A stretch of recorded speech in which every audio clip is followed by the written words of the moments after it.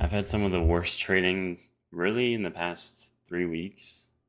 I'm going to review it so maybe it can help you to avoid making those mistakes in the future, but more specifically, to help me. I'm just kidding, kind of. So I just went through all the trades the past 3 weeks since July 29th. Um, you can see I put a screenshot here. My P&L, it still, like last week, it was at its highs, but after this week, I mean, I just took so many losses, so many bad trades that um, I can't allow it to continue. So um, basically, I feel like if I don't do this, it's just gonna, get out of control. But my good thing is that this is happening now rather than later, because I'm still relatively dealing with small numbers. I'm still trading on a prop firm as opposed to trading with my own money and dealing with like tens of thousands or hundreds of thousands. So I'd rather it happen now than later. I've been trading for 7 years, so it might seem like a shock or like, why are you struggling with emotions or FOMO, greed, whatever? It's because for the past 7 years, and I'm not using this as an excuse, I'm just like objectively kind of stating, I've been trading mechanically. So, uh, well, the first 2 years were kind of like random, but after that, I was a mechanical trader, meaning uh, I would see a trade. If this happens, then I enter. If this happens, I exit. Here's my take profits, my stop loss. I basically trade like a robot. So it really detaches yourself from the trades and from the result. Because whereas now with discretionary trading, I have to decide and pick and choose where to trade, uh, where to enter, where to put my stop loss, take profit. So it's like I'm deciding this is a good trade or not. So uh, so more emotions are involved because it's like if I take a loss, then it's 100% my fault. I can't blame a system, can't blame whatever. So yeah, it's new for that reason, and it kind of brings up a little bit more emotion than I'm used to. So I don't really want to read this line by line, but the main things that I've noticed is that I went through all the freaking. It's not shown in the screenshot, but I went through all my trades, all of them since I started in May, and I listed out all the confluences. So you can see them here. And then here I put total confluences, so I just totaled uh, and gave me a sum for each trade. So what I found was if it's lower than 3, it's mostly losses. It ends up being, you can't see it because my head's covering it, 930, negative 930 is what these trades come out to. So uh, I'm going to skip those trades. Most of those trades are like typically just like gambling type trades, anyways. So uh, that was one thing I noticed. And then the other thing was so if I remove those, uh, my P&L right now is at 1,300. So just by removing those, my P&L goes up to 2,200, which is, a pretty good jump. And then only trades with inverse fair value gaps. And that increases the win rate a lot and increases the P&L to 3 3,300 down here, which is that's $2,000 more than what it is. I think that's significant. I realize that this is my past trades, so you know what happens in the past won't always happen in the future. But um, again, since I'm now trading discretionary versus mechanical, I think there's more truth to or there's more truth to what happened in the past will happen in the future because I'm now like trading using my own analysis versus like mechanical systematic robot trading. I don't think I want to go through all this, but necessarily what I've noticed, the mistakes I've made, things I've been good at, and how I'm going to adjust from it moving forward instead of just continuing on the same path. Some of my losses, I let it exceed $100, which there's no reason to do that, but you can see like some of these are 130, 200. That's kind of big. A lot of these were small, but pretty much every single trade this week was over $100 loss. And I like get in the moment and I don't realize like, oh, if I double down, now I can only if I put my stop at $100, it's like a tiny stop, so I can't do that. Like that type of thing. So I have been like lately impatient also. Uh, like if I think longs look good and a long setup won't form, it just keeps running, for example, or maybe there's no fair value gap for it to dip into, but there is a short setup that's happening and there is a fair value gap for a short. I'll be like, oh, this actually looks like a good short. I'll convince myself to take that trade. Whereas, you know, I should have probably not traded at all. That's something I forget is that sometimes, not taking a trade is better than forcing one because that's essentially saving you money. Because if I take $100 loss, now I have to make $100 win to make that back. So it's kind of the same thing as winning, if you think about it. Another thing I've been poor at is adjusting my trading plan like mid trade or based on like how the market conditions have been. Uh, for example, if a market is choppy, I believe today's trade, I entered before it got choppy, but like here, let's say I saw a setup. If a market was chopping like this, then typically I'll like convince myself to take it anyways. Um, and this play did end up working out, but like I just treat it like every other day. Whereas what I should do is lower my position size, or reduce my stop loss, tighten my take profit, or smaller position with larger stop loss so that I can have a better chance to run.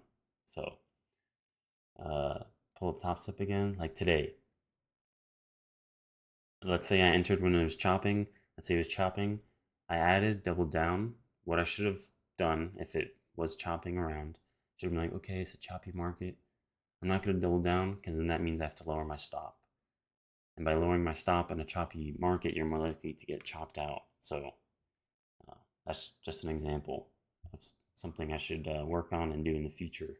And like if there's big news the next day or coming out soon, I don't really adjust my trading to that.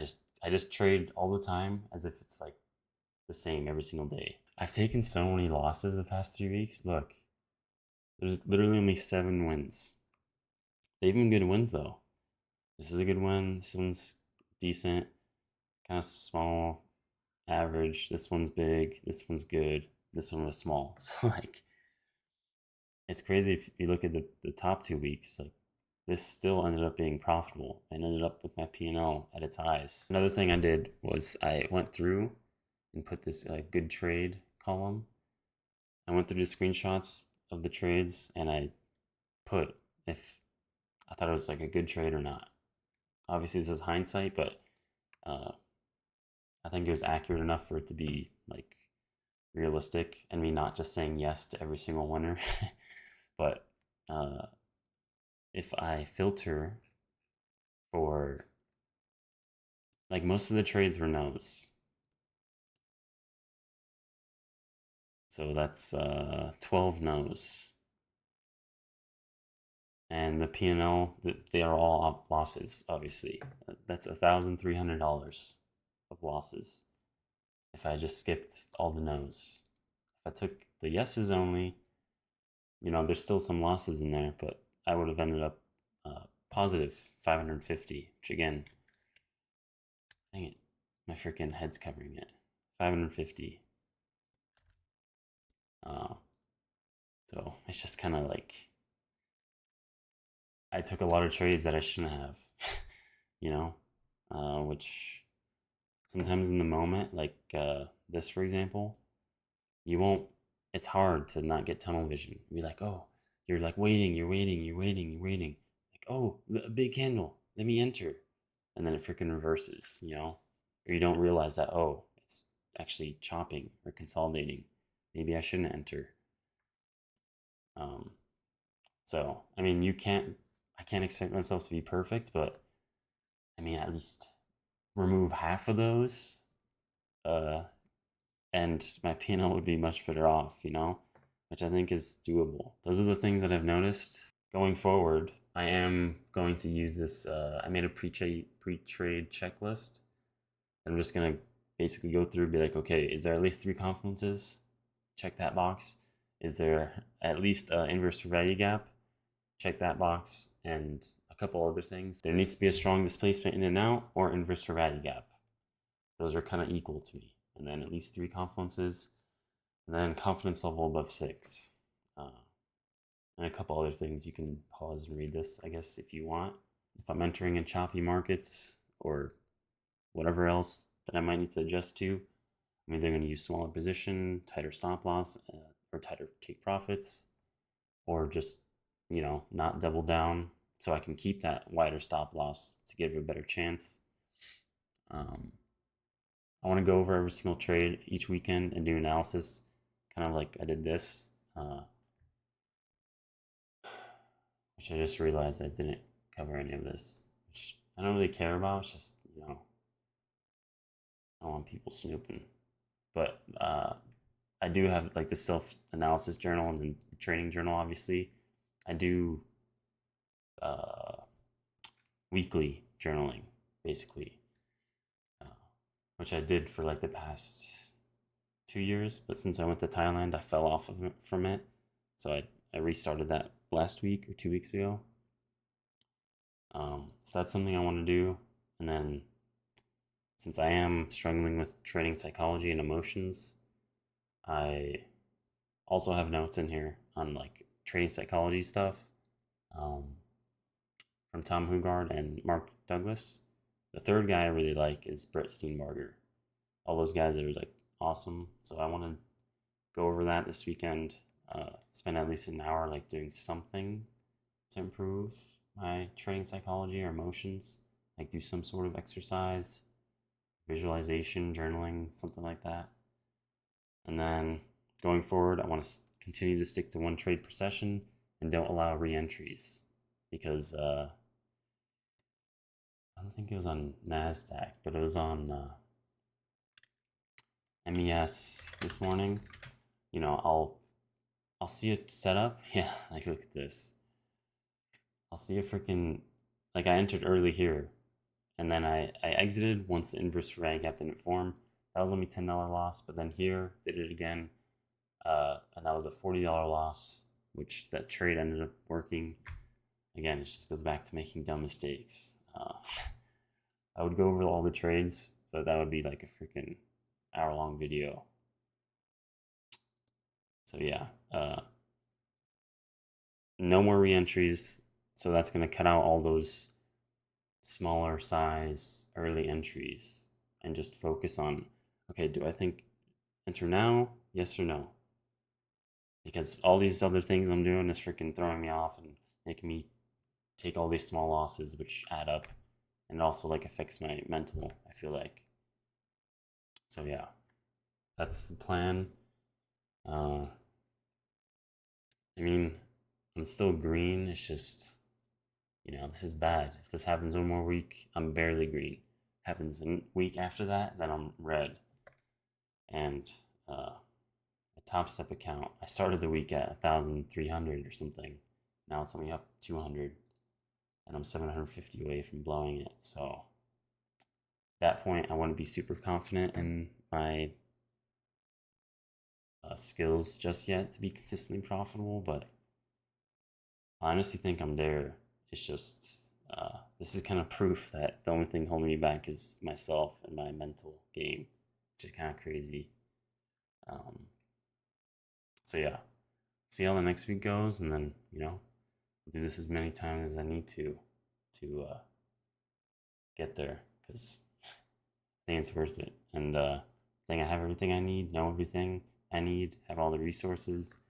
Freaking big gains club, like I see that his strategy works consistently live in the markets. So there's no reason I don't end the year profitable. And if I don't, the only reason is because of me. I was lazy, didn't want to do the work, didn't want to do training psychology work or journaling or stuff like this. So as long as I do that work, I'm going to be good. And with that, thank you.